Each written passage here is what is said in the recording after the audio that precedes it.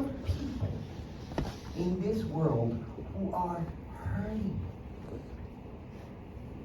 The amount of people, I read about a lady called Rosetta in a town in India. People fly from all over the world and get in line for 1 week just to go to Rosetta and get a hug from her. The amount of people who are suffering in this world, the amount of people who feel lonely.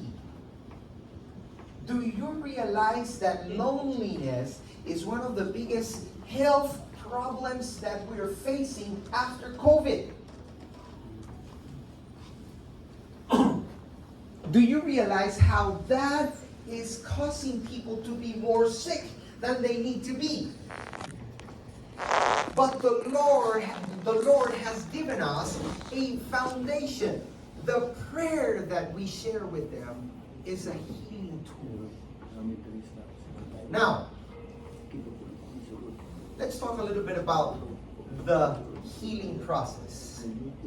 Because you see, when we talk about being healing, when someone is in health, we're not talking only about the absence of health, are we? The absence of illness. Are we talking about only that? Can you, the guys that have taken CPE are forbidden from answering this question. But I'm going to ask, can you have a person who has cancer and has a stage 4 cancer, is about to die, and it's in the process of dying, can they be healed even though they're not cured? Yes. What is the difference between healing and curing?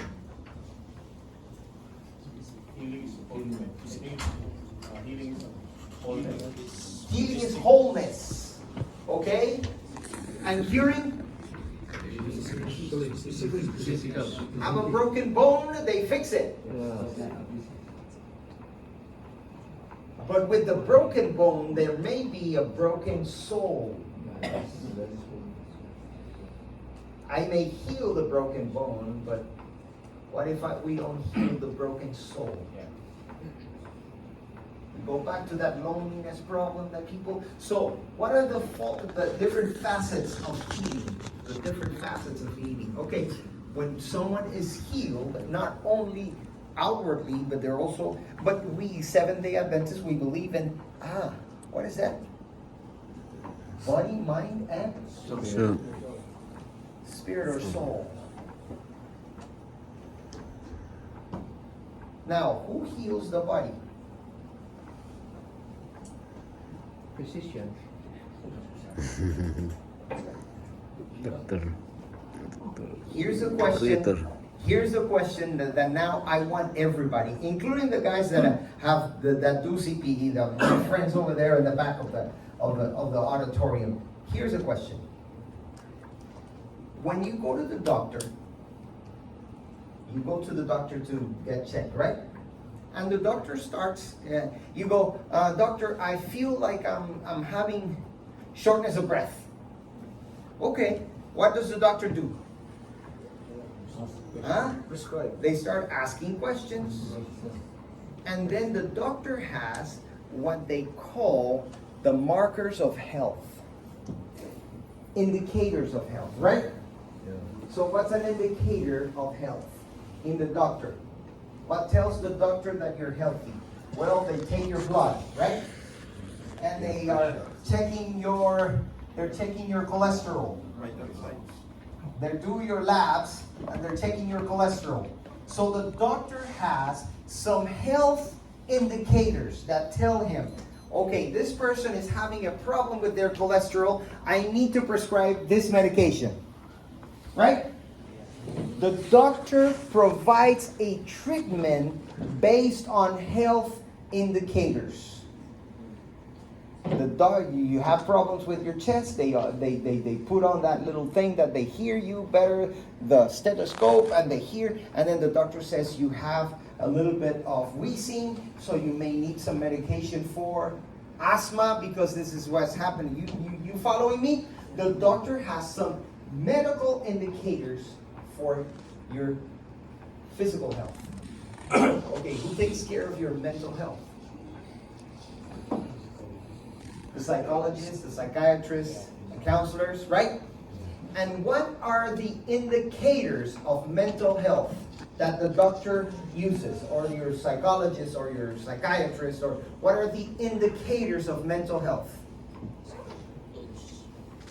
They measure how you cope with problems. They measure how you relate with other people.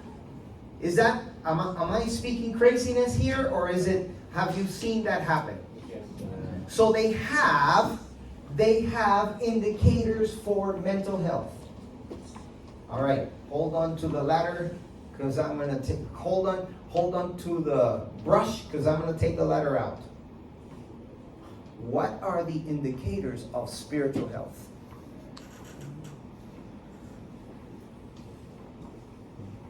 What happened? You guys grew quiet on me. What are the indicators of spiritual health? How do you know that one person is spiritually healthy? I know a lot of guys who pray a lot and they're not spiritually healthy. Strong relationship with God. Relationship with? Their relationship with God. I know a lot of people who keep saying the name of God in vain, but that does not demonstrate that they're spiritually healthy. Come on, chaplains, come on. You're supposed to know this. How do you know that someone is spiritually healthy? He's not coming anymore to the church. Okay, we're onto something here. He's not coming anymore to church. Not coming Yeah. anymore to church? Yes, yes. That's unhealthy? He's already healthy. He do not need to be healed. Yes, sir. People, To be cured. people who are having inner peace. People who have inner peace. Oh, I can think of a few people that have inner peace, but they are not spiritually healthy. How about we go to the Bible? Come on, guys. Why don't we